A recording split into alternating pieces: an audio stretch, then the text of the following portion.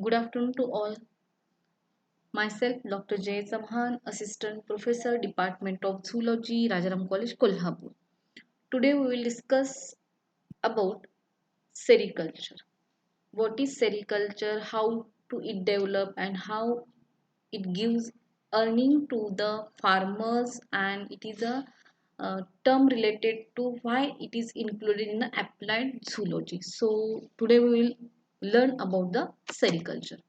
So this diagrammatic representation or slide shows the most important thing which is included in a sericulture.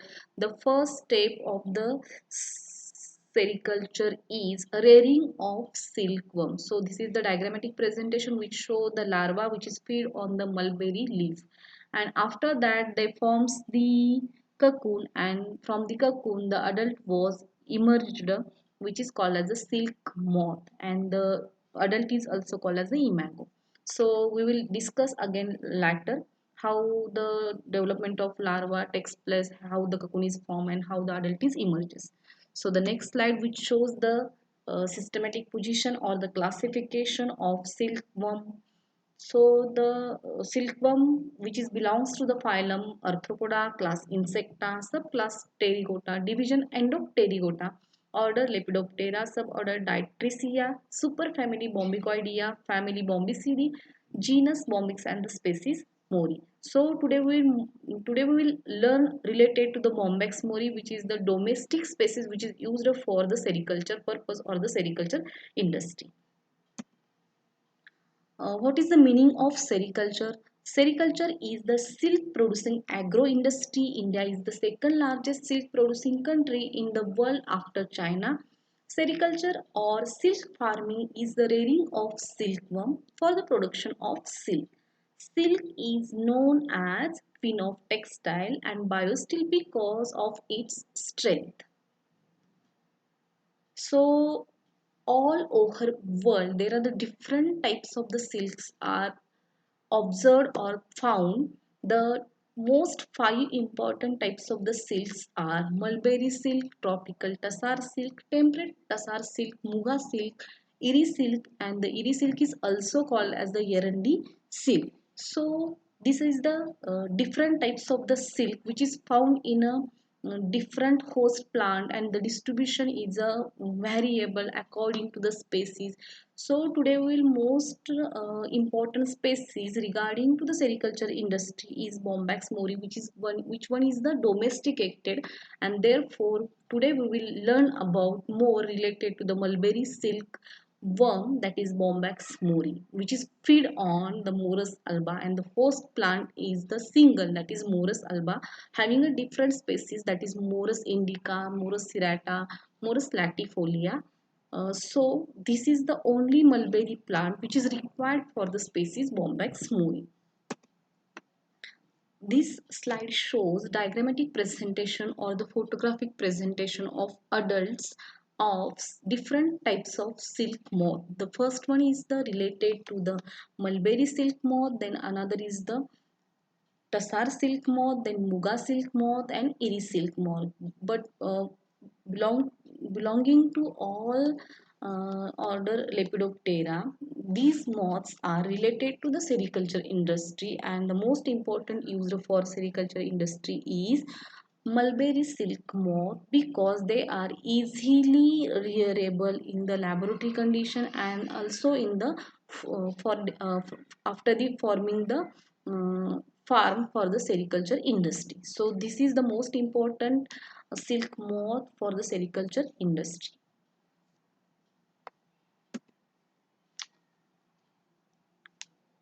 In sericulture there are the different stages of production, and therefore sericulture can be divided into the three divisions, and these three divisions are as follows. The first one is the cultivation of mulberry, and this cultivation of mulberry which is included in the first division, that is the agriculture division.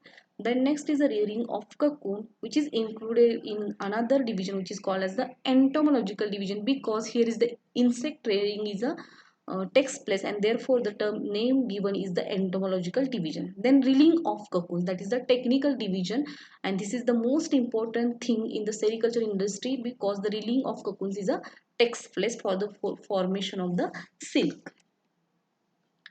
Then this slide shows the life cycle of the silkworm, which starts from the egg and ends with the moth. So the complete metamorphosis is takes place in the silkworm bombax mori. That is the four stages of life cycle is takes place.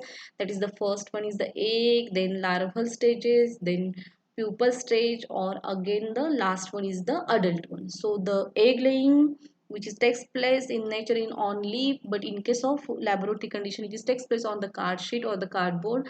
Then after 9 to 10 days or during due after 9 to 10 days or according to the climatic conditions, the eggs are hatched from 10 to 12 days, uh, and this is called as the first instar. The first instar goes converted into the second instar into third instar into the fourth instar into the fifth instar, and the fifth instar again converted into the pupal stage after the formation of the cocoon. So the larval duration is more when compared with the all other stages, because the Horaceous feeder larvae is present in the silkworm, because the pupal stage and adult stage is a non-feeding stage which is present in the silkworm bombax mori. Therefore, the silkworm larvae of bombax mori are Horaceous feeders, and therefore they engulfing more and more leaves of the Morus alba in a larval stage. And this fifth is the larvae goes converted into the cocoon formation, and this cocoon is goes converted into the adult after the 10 to 12 days. Therefore these cocoons are very important for the silk production, and the adults are emerged, and these adults are after mating. The female and male are dies in 3 to 5 days. The males are died after the mating, and the females are died after the egg laying. So this is the related to the life cycle of silkworm bombax mori. Then these are the different stages that I already explained. That is the egg stage is 9 to 12 days. Then larval stages are different insta, that is the first insta, second, third, fourth, and fifth insta. Pre-pupal stage is a pupal stage, and adult is a 2 to 3 days. And this is again the period of the larval stage. Egg stage is variable according to the climatic conditions. Okay.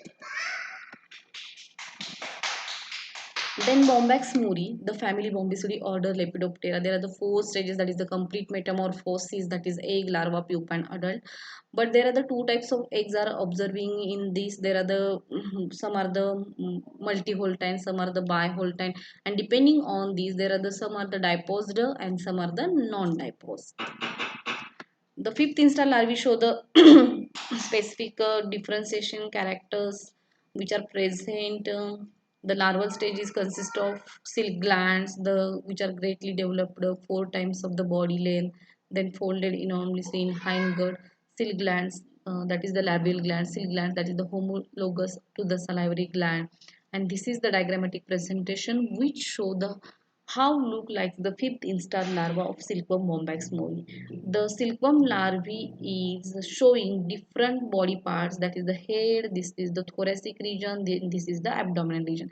In head region, that is the mandibles or the chewing and biting type of mouth parts are present. Then thoracic legs, three pairs of thoracic legs are present, and these are the black spots which show the spiracles for the respiration purpose, and the abdominal legs for the holding the leaf during the feeding time. And this is the caudal horn and the caudal leg.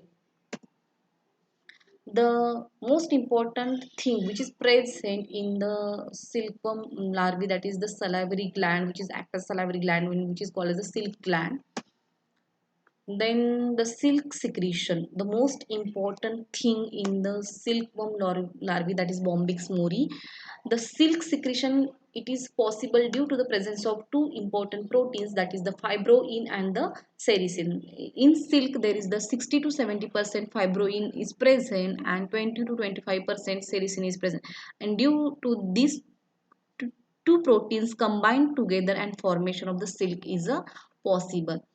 Therefore, the silk secretion is made by the two proteins, that is the fibroin and the sericin.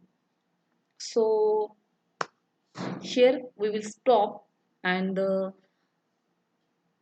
we again meet in a next video regarding to the diseases of the silkworm and how the different races are present, that is the multivoltine, bivoltine, moltinism means what, and different types of the pests and diseases which are present in the silkworm or the sericulture industry. So we will meet again in the next video. Thank you.